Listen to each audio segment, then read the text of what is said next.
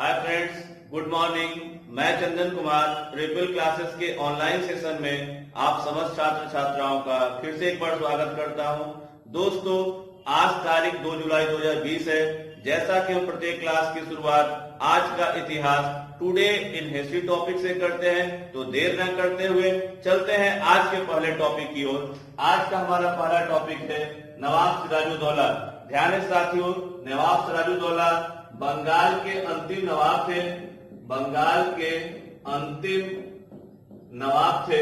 खास बात यह है कि आज ही की तारीख 2 जुलाई सन 1757 ईस्वी को नवाब सिराजुद्दौला की हत्या कर दी गई और नवाब सिराजुद्दौला की हत्या के साथ ही भारत में ब्रिटिश ईस्ट इंडिया कंपनी की नींव काफी मजबूती से जम गई। हमारा अगला दूसरा महत्वपूर्ण टॉपिक है वारमोंट शहर। ध्यान है साथियों, वारमोंट शहर यूएसए का प्रमुख शहर है। यूएसए का प्रमुख शहर है। खास बात यह है कि आज ही की तारीख सन 1777 ईस्वी में वारमोंट शहर में दास प्रथा का अंत हुआ था। किस प्रथा का अंत हुआ था? तो दास प्रथा का अंत हुआ था। हमारा अगला महत्वपूर्ण टॉपिक है पोर्टो नोवो युद्ध। वर्तमान में पोर्टो नोवो को ही परांगी पिट्टई कहते हैं। ध्यान है साथियों, आज ही की तारीख 2 जुलाई सन 1781 ईस्वी को सुल्तान हैदर अली तथा ईस्ट इंडिया कंपनी के बीच युद्ध हुआ था, जिसे पोर्टो नोवो का युद्ध कहा जाता है। हमारा अगला महत्वपूर्ण टॉपिक है फ्रीडरिश सामुएल हानेमन। याद रखें, फ्रीडरिश सामुएल हानेमन होम्योपैथी के जनक माने जाते हैं। होम्योपैथी के जनक कौन है भाइयों? तो हानेमन। खास बात है कि आज ही की तारीख 2 जुलाई 1843 को इनका निधन हुआ था। कहाँ हुआ था? तो फ्रांस के पेरिस शहर में।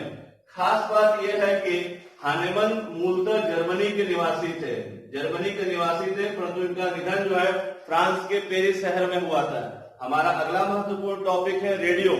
ध्यान है साथियों, आज ही की तारीख 2 जुलाई 1897 ईस्वी को इटली के वैज्ञानिक मार्कोनी रेडियो का पेटेंट कराया। खास बात है कि रेडियो का पेटेंट ब्रिटेन की राजधानी लंदन में कराया। याद रखेंगे, रेडियो का पेटेंट किसने कराया? तो इटली के वैज्ञानिक मार्कोनी ने कराया। कब कराया? 1897 ईस्वी में। हमारा अगला महत्वपूर्ण टॉपिक है सुभाष चंद्र बोस। ध्यान है साथियों, आज ही की तारीख 2 जुलाई 1940 को सुभाष चंद्र बोस को कलकत्ता में कैद कर लिया गया। इसका मूल कारण यह था कि ब्रिटिश सरकार का मानना था कि भारत में विद्रोह भड़काने का कार्य सुभाष चंद्र बोस कर रहे हैं, इसलिए विद्रोह भड़काने के आरोप में सुभाष चंद्र बोस को आज ही की तारीख 2 जुलाई 1940 को कलकत्ता में गिरफ्तार कर लिया गया। हमारा अगला महत्वपूर्ण टॉपिक है शिमला समझौता। ध्यान है साथियों, यह अक्सर पूछा जाता है। आज ही की तारीख 2 जुलाई 1972 को शिमला समझौता संपन्न हुआ था। खास बात है कि शिमला समझौता भारत तथा पाकिस्तान के बीच, याद रखिएगा, भारत तथा पाकिस्तान के बीच संपन्न हुआ।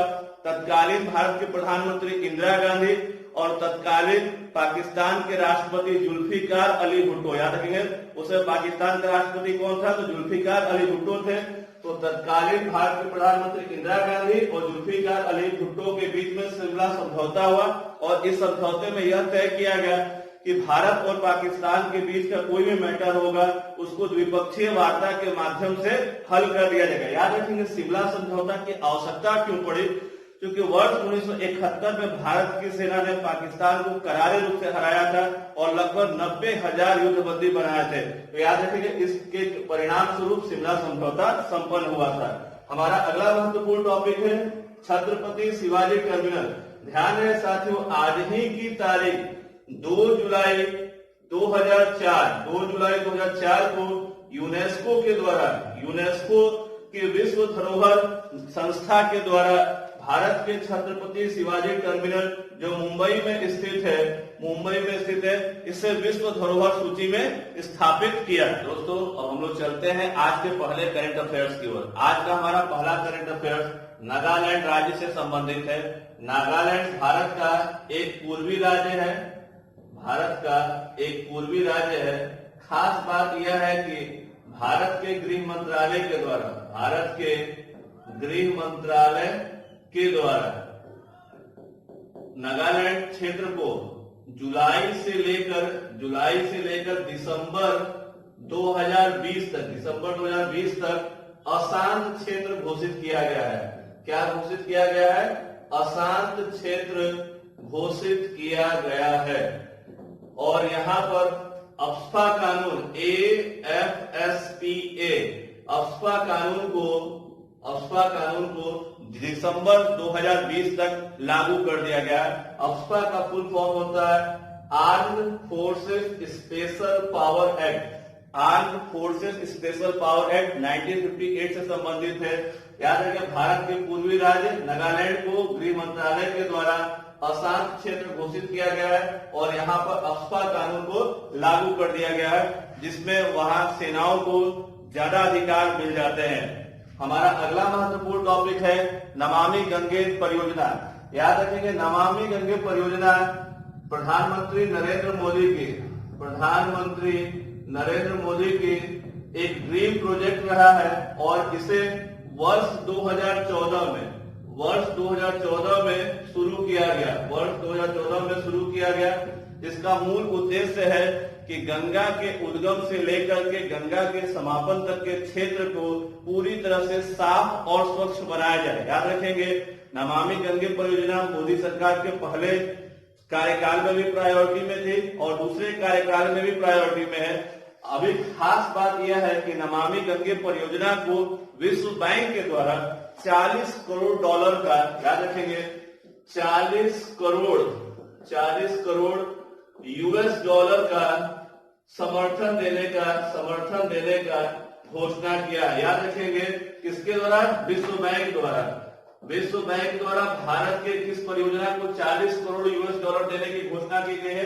तो नमामि गंगे परियोजना जो वर्ष 2014 में शुरू हुई, जिसका मूल उद्देश्य गंगा नदी का सफाई करना, गंगा नदी बेसिन क्षेत्र को साफ करना है और जिससे इसका असर भी देखने को पूरे भारत में मिल रहा है। हमारा अगला महत्वपूर्ण टॉपिक है वेरीफाइड तथा पॉज पहल। याद रखेंगे वेरीफाइड तथा पॉज पहल ये यूएनओ के द्वारा, याद रखेंगे यूएनओ के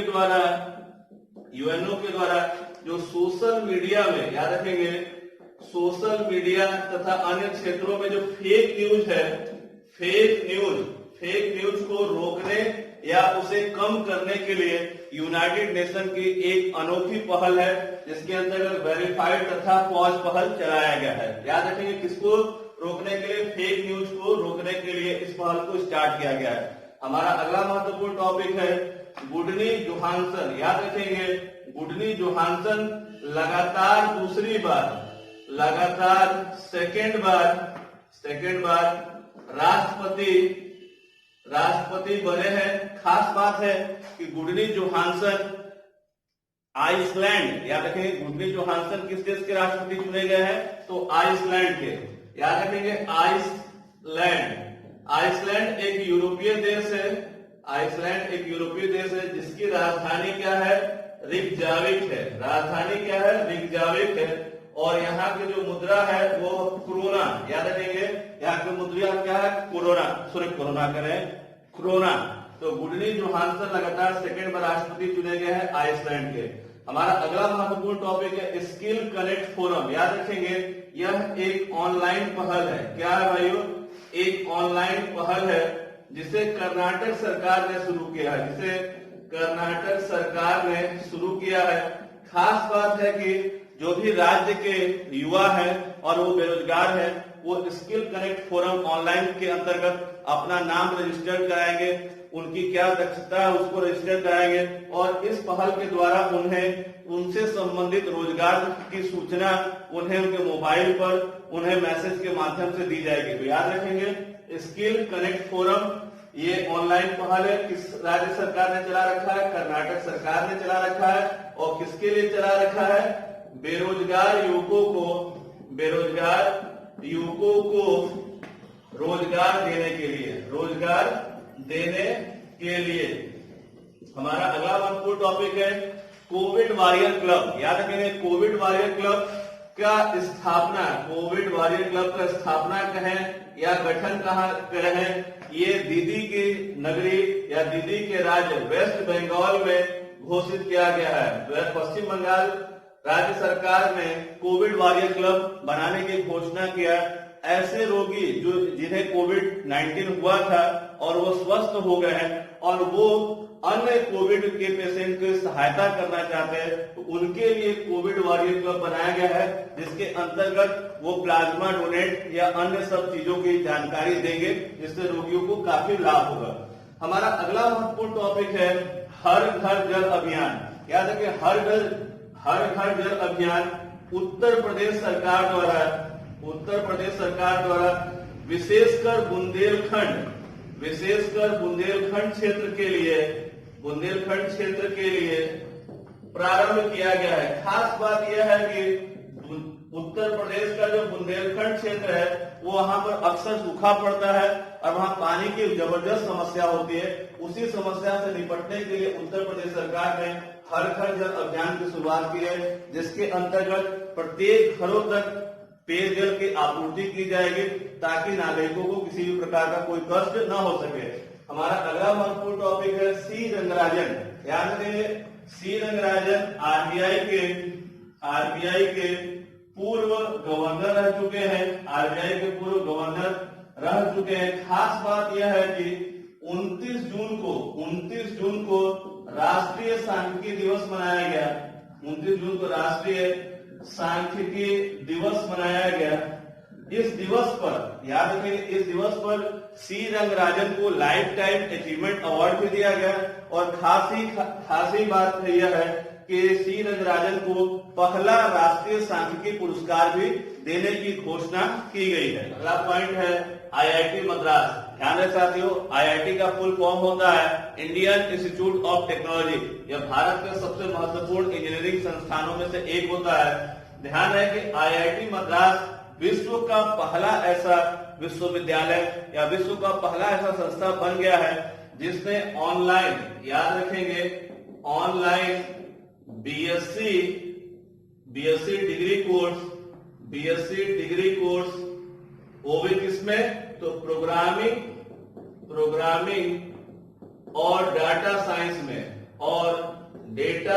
में शुरू करने की घोषणा की है। याद रखेंगे आईआईटी मद्रास विश्व का पहला ऐसा संस्थान बन गया है जो ऑनलाइन बीएससी डिग्री कोर्स वो भी किस सब्जेक्ट से? प्रोग्रामिंग और डाटा साइंस से शुरू कर रहा है। और इसकी जो मंजूरी है भारत के एचआरडी मंत्री कौन है भाइयों? तो रमेश पोखरियाल निशंक जी ने इसकी अनुमति दे दी है। खास बात यह है कि आईआईटी मद्रास की यह सोच है कि भारत के ऐसे बच्चे जो ग्रामीण परिवेश के हैं और मद्रास तक नहीं पहुंच सकते या आईआईटी तक नहीं पहुंच सकते, उनके लिए यह कोर्स चलाया जा रहा है, जो काफी सराहनीय कदम है। हमारा अगला महत्वपूर्ण टॉपिक है वडोदरा। याद रखिए वडोदरा गुजरात का एक प्रमुख शहर है। वडोदरा किस राज्य का प्रमुख शहर है? गुजरात का प्रमुख शहर है। ध्यान रहे साथियों कि वडोदरा के द्वारा, याद रखें, वडोदरा शहर में 1000 सरकारी स्कूलों में वर्षा का जल संचय किया गया। ऐसा करने वाला भारत का पहला ऐसा शहर वडोदरा बन गया है जिसने अपने 1000 स्कूलों में वर्षा जल को संचय करके ग्राउंड वाटर का जो लेवल है उसे उठाने में मदद दिया। याद रखेंगे इस कार्य को करने में 9 महीने से ज्यादा का वक्त लगा और कई करोड़ रुपए इसकी लागत है। याद रखेंगे गुजरात के वर्तमान में सीएम विजय रूपाणी जी हैं। हमारा अगला महत्वपूर्ण टॉपिक है one nation one ration card. ध्यान रखेंगे one nation one ration card यह हमारे देश के उपभोक्ता याद रखें उपभोक्ता मामलों के जो मंत्री हैं, उपभोक्ता मामलों के मंत्री कौन है भाइयों? तो रामविलास पासवान। याद रखेंगे रामविलास पासवान, जिनको मौसम वैज्ञानिक भी कहा जाता है, जिसकी सरकार उसमें मंत्री हो जाते हैं। याद रखिए तो उपभोक्ता मामलों के मंत्री के रामविलास पासवान जी के द्वारा यह घोषणा किया गया है कि one nation one ration card 31 मार्च 2021 तक, याद रखेंगे 31 मार्च 2021 तक पूरे भारत में लागू हो जाएगा, पूरे भारत में लागू हो जाएगा और सभी राज्यों को इसे पूरा करना होगा। याद रखेंगे वर्तमान में करीब 20 ऐसे राज्य हैं जिसने one nation one ration card योजना को अपना लिया है। वर्तमान में भारत में कुल 28 राज्य और 8 यूनियन टेरिटरी है। तो याद रखेंगे लगभग 36 ऐसे राज्य हैं जहां पर इस स्कीम को लागू किया जाएगा। 20 ऐसे राज्यों ने इसको पूरा कर लिया है और उपभोक्ता मामलों के मंत्रालय के द्वारा एक डेडलाइन तय कर दी गई है कि 31 मार्च 2021 तक one nation one ration card योजना को लागू करना। ध्यान में साथियों, इसका लाभ क्या होगा कि कोई व्यक्ति कहीं भी रहे, उसका राशन कार्ड अगर बना है तो वो भारत के किसी भी शहर में जितना उसको राशन मिलता है वो वहां से ले सकेगा। यह कदम काफी सराहनीय है और इसका काफी लाभ भी मिल रहा है। हमारा अगला महत्वपूर्ण टॉपिक है रविंद्र भाकर। याद रखेंगे रविंद्र भाकर अभी हाल ही में सीबीएफसी के सीईओ बने हैं। क्या बने हैं? सीबीएफसी के सीईओ बने हैं। याद रखें सीबीएफसी का फुल फॉर्म होता है central board of film certification, जिसे हम लोग जनरली सेंसर बोर्ड भी कह लेते हैं। याद रखेंगे सीबीएफसी के सीईओ कौन बना है? तो रविंद्र भाकर बने। हमारा अगला महत्वपूर्ण टॉपिक है उइगर अल्पसंख्यक। याद रखेंगे उइगर एक मुस्लिम समाज से संबंधित है, मुस्लिम समुदाय से संबंधित है। याद रखेंगे उइगर मुस्लिम जो है वो मूलतः कहाँ पाए जाते हैं? चीन में पाए जाते हैं। चीन में ये अल्पसंख्यक के रूप में, पर चीन की जो कम्युनिस्ट पार्टी है उसके द्वारा अल्पसंख्यकों का लगातार शोषण किया जा रहा है। वहां एक कठोर कानून बनाया गया है जिससे उइगर मुस्लिम या अन्य जो भी अल्पसंख्यक है उनकी आबादी न बढ़ सके, इस तरह का कठोर कानून लाया गया। याद रखेंगे आबादी न बढ़ सके इसके लिए कठोर कानून लाया गया है। याद रखेंगे उइगर मुस्लिम चीन के मूलतः सिंजियांग प्रांत में पाए जाते हैं। हमारा अगला महत्वपूर्ण टॉपिक है निगार गौहर। याद रखेंगे निगार गौहर का संबंध पाकिस्तान से है और खास बात यह है कि यह पाकिस्तान की मिलिट्री में, याद रखेंगे ये पाकिस्तान की मिलिट्री में पहली महिला लेफ्टिनेंट जनरल बनी है। याद रखेंगे पहली महिला लेफ्टिनेंट जनरल बनी है। याद रखें मोस्ट इंपोर्टेंट होगा कि पाकिस्तान की पहली महिला लेफ्टिनेंट जनरल कौन बनी है? तो निगार गौहर। याद रखें निगार गौहर जो है मेडिकल क्रॉप से संबंधित है। ये सेना में मेडिकल के क्षेत्र में काम करती है और खास बात है कि जो रावलपिंडी, याद रखेंगे रावलपिंडी